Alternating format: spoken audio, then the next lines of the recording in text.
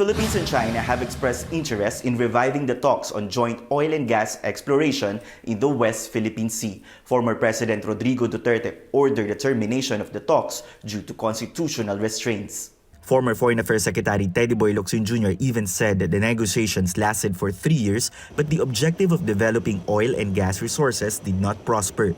With the new administration, the possibility of reviving talks was brought up during the recent high-level visits of Chinese State Councilor and Foreign Minister Wang Yi in July and Chinese Minister Liu Chanzhao in August. The Foreign Affairs Department maintains while the country is ready to discuss again, any action should be within the bounds of the 1987 Constitution.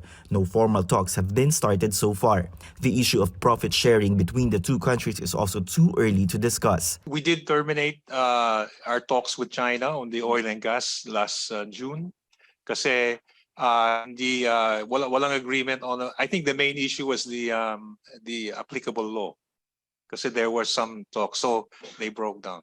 But we have already indicated to China our openness to have new talks on oil and gas exploration. Kung sakali we negotiate an agreement, our guiding position will be any agreement that we enter into with China or any country for that matter, dun sa area that we're looking at, within the I think the various areas na may service contracts.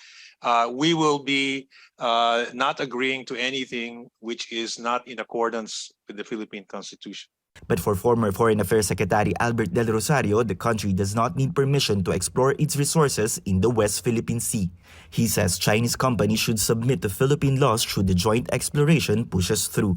He also says the Philippines should take inspiration from Malaysia and Indonesia in exploring its resources, but this would depend on the political will of President Bongbong Marcos. The DFA highlights the importance of Philippine-China relations and that the joint oil and gas exploration is just one aspect of the overall ties. The DFA adds they are now coordinating with concerned agencies and with their Chinese counterparts on the matter. In Beijing, China, Tristan Udalo, CNN Philippines.